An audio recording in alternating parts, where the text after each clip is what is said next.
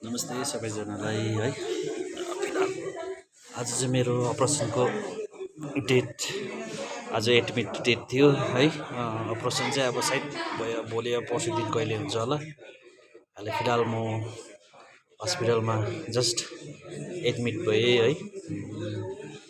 अहिले फिलहाल म अहिले हस्पिटलमा एडमिट भइरहेछु।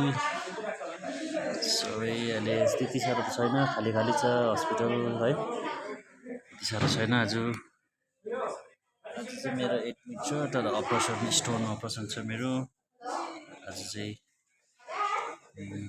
फिलहाल एडमिटको डेट थियो, अब अपरेसन चाहिँ मेरो सायद भोलि या पर्सि दिनमा हुन्छ होला।